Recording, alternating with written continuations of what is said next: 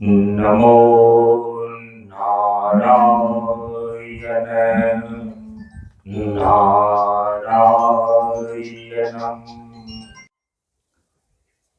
हम सभी लोग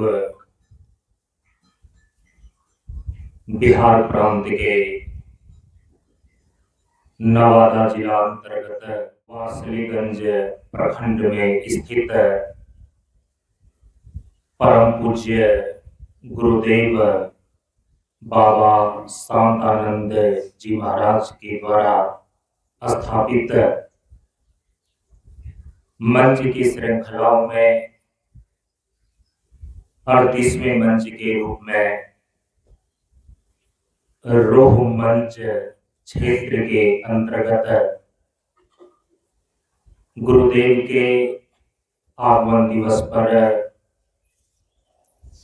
पावन भूमि बहेरा ग्राम में आयोजित 2 दिवसीय सत्संग कार्यक्रम के आज 11 फरवरी सन 2026 ईस्वी को द्वितीय सत्र सत्संग के कार्यक्रम में हम सभी लोग उपस्थित हैं। हम सभी लोगों के समक्ष प्रशांत कन्या मिशन की संचालिका ब्रह्मचारिणी अपर्णा अर्पण दीदी जी अपने विचारों को हम सभी लोगों के समक्ष रखने जा रही हैं। हम सभी लोग ध्यान पूर्वक श्रवण करें।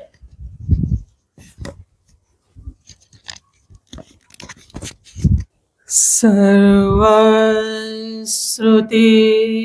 शिरोरत्न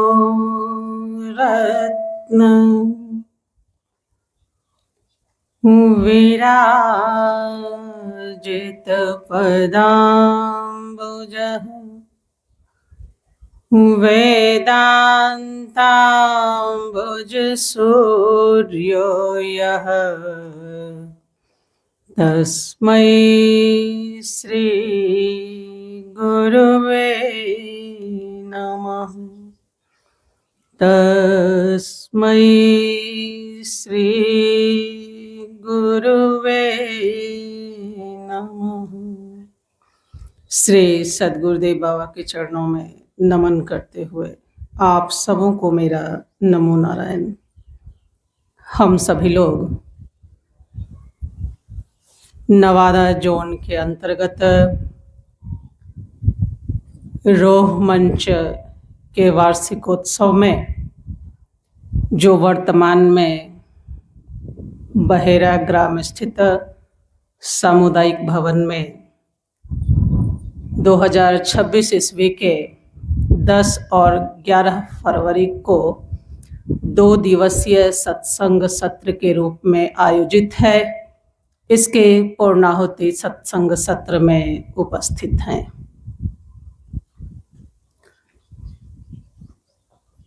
सत्संग हम सभी जीवों के लिए, हम सभी लोगों के लिए एक बहुत ही महत्वपूर्ण उपलब्धि है। संतों ने शास्त्रों में सत्संग की बहुत ही महिमा का वर्णन किया है। कहा सत्संगति दुर्लभ संसारा निमिष दंड भरे एक उबारा। निमिष और दंड ये काल की सबसे छोटी इकाई है।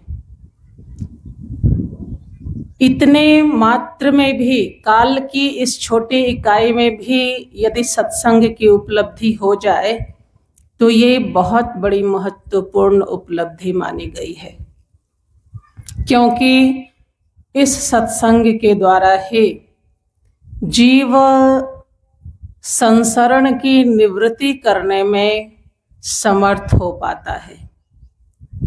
सत्संगति संस्कृति कर अंता, और संस्कृति का अब अर्थ है, अभिप्राय है संसरण की अनुभूति से छूट जाना।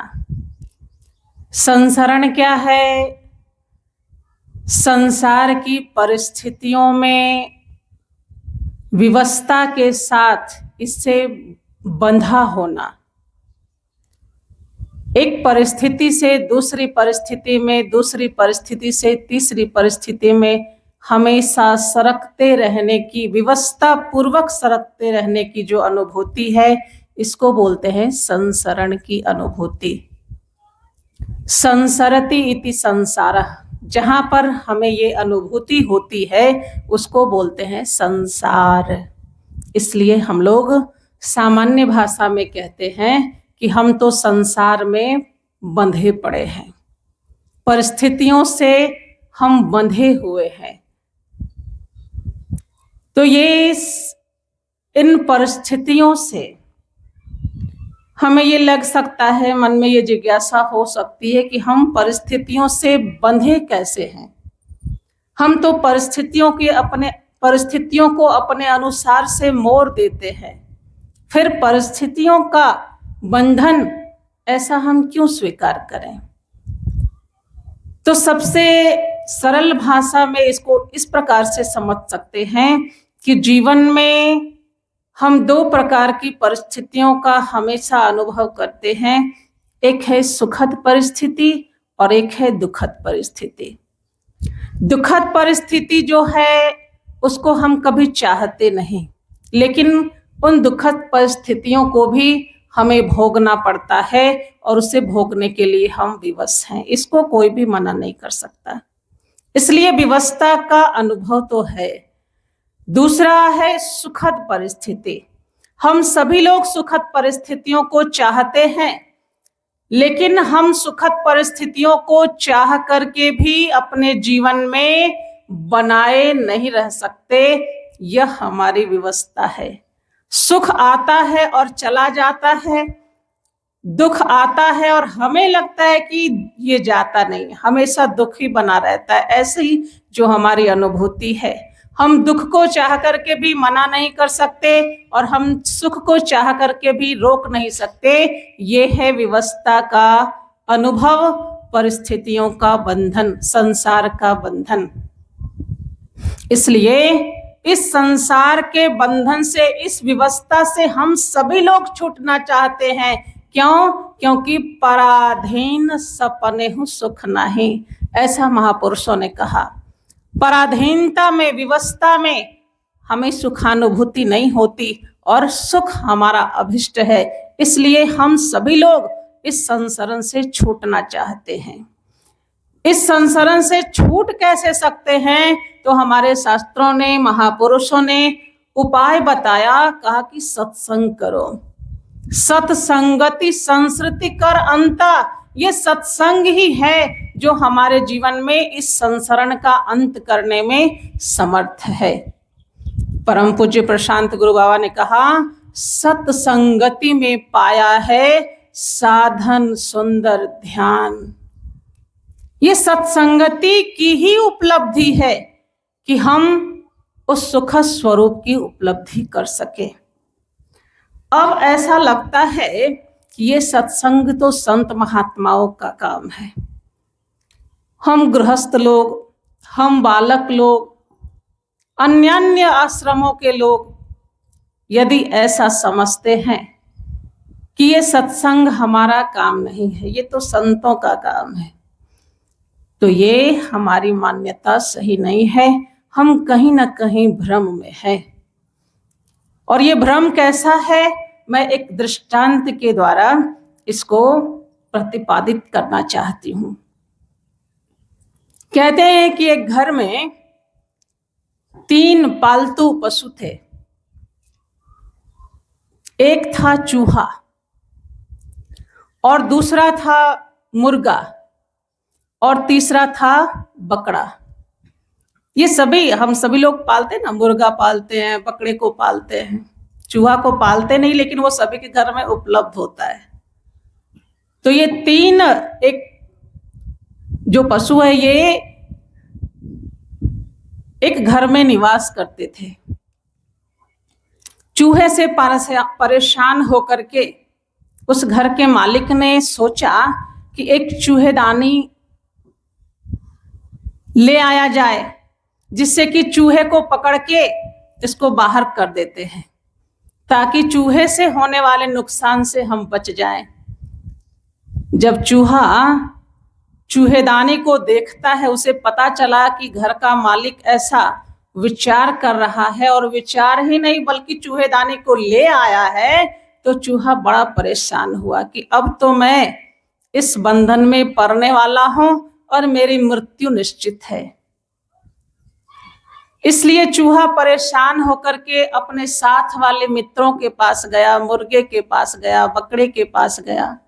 उसने बड़ा निवेदन किया कि दोस्त, हम सभी लोग साथ रहने वाले हैं, मेरी मृत्यु का उपाय हो आया है, तुम लोग कोई मुझे मदद करो। तो मुर्गे ने कहा, चूहेदानी तो तुम्हें पकड़ने के लिए आई है, मुझे क्या दिक्कत है, मैं थोड़े चूहेदानी में फंसने वाला हूं।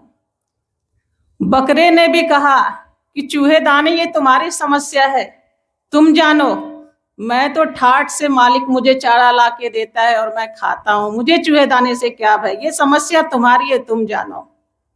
चूहा बड़ा परेशान हुआ और वो भयभीत होकर के उस स्थान को छोड़ करके अन्यत्र चला जाता है।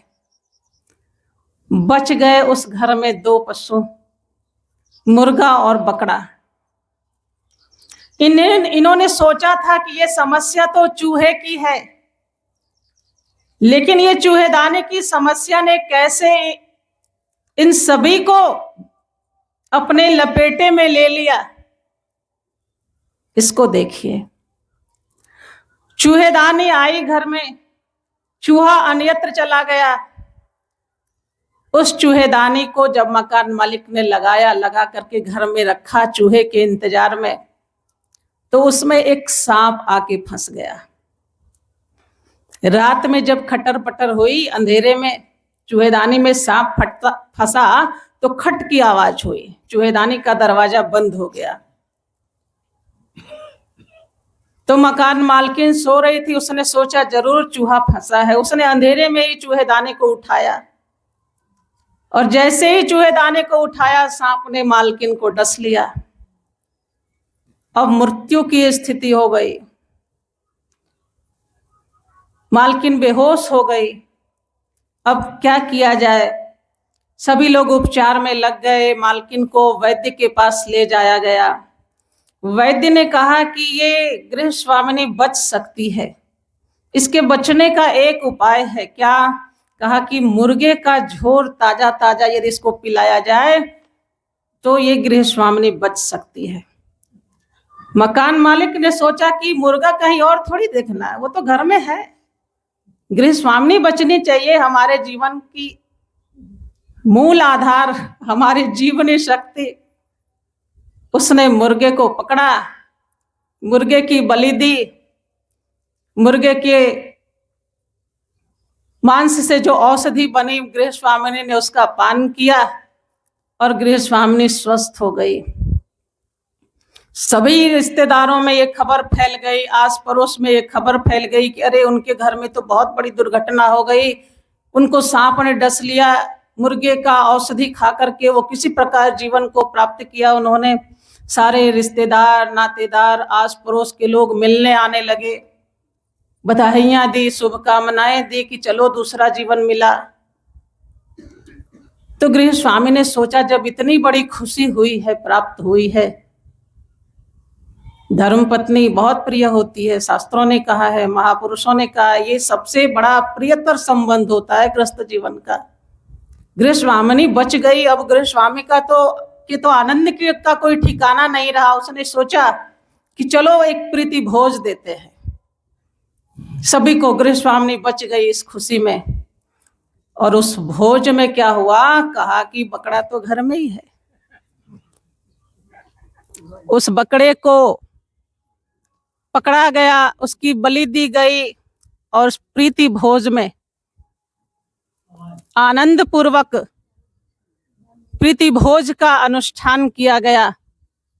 और इस प्रकार से वह मुर्गा और बकरा जो समझता था कि ये मेरी समस्या नहीं है, चूहेदानी मेरी समस्या नहीं है, हम तो आराम से गृह स्वामी हमें चारा ला कर देता है, प्रेम से हमारे पीठ को सहलाता है।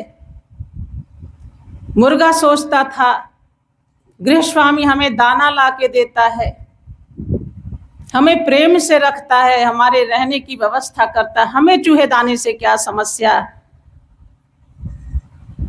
लेकिन इस समस्या ने मुर्गे और बकरे को समाप्त कर दिया। चूहा आता है, चूहेदानी को घर से फेंक दिया गया कि ये चूहेदानी ही गृह स्वामी के मौत का कारण है, हटाओ इसे। चूहेदानी चली गई, चूहा आ गया। अब चूहा पूरे घर में विचरण करता है, मेरा दोनों दोस्त कहाँ गया। ये खुशी तो मैं सुनाऊं कि अरे मैं बच गया, मैं बच गया। उस चूहे को पता चला कि वो लोग काल कलवित हो गए। ऐसे ही हम गृहस्थ, हम विद्यार्थी, हम व्यवसायी इत्यादि इत्यादि हम सोचते हैं ये संसार बंधन है, संसार दुख का कारण है, ये तो महात्मा लोग जाने, उनका काम है, उनकी समस्या है।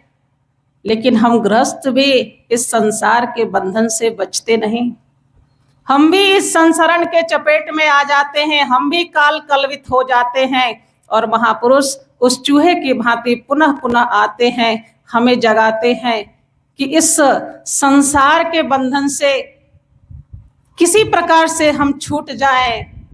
परम प्रभु स्वज्ञान जी का जीवन होवे ज्ञान। इस प्रकार से प्रशांत गुरु बाबा जैसे सद्गुरु संत महापुरुष हमारे जीवन में आते हैं, हमारे बीच आते हैं, हमें जगाते हैं और प्रेरित करके हमारे ऊपर इतनी कृपा करते हैं कि हम समझ सकें कि ये भव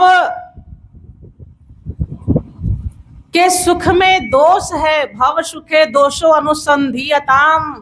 संसार के सुख में दोष है। परम पूज्य प्रशांत गुरु बाबा ने कहा संसार के सुख शरीर और सभी इंद्रियों को कमजोर ही करते हैं। इन उपदेशों की तरफ हमारा ध्यान जाना चाहिए, तब हम इन भव दुखों को समझ पाएंगे और इनसे बचने का उपाय कर पाएंगे। इस प्रकार से जीवन में सत्संगति, संत महापुरुषों का सानिध्य, शास्त्र का स्वाध्याय, ये सारी चीजें हमारे जीवन की दुर्लभतम उपलब्धि है, जिससे हम इस भव बंधन से छूट पाते हैं, संसरण से छूट पाते हैं। इन्हीं शब्दों के साथ मैं अपनी वाणी को विराम देती हूँ। श्री सद्गुरुदेव बाबा के चरणों में नमन करते हुए आप सबों को मेरा नमो नारायण। बोलिए प्रेम से श्री सद्गुरु महाराज की जय।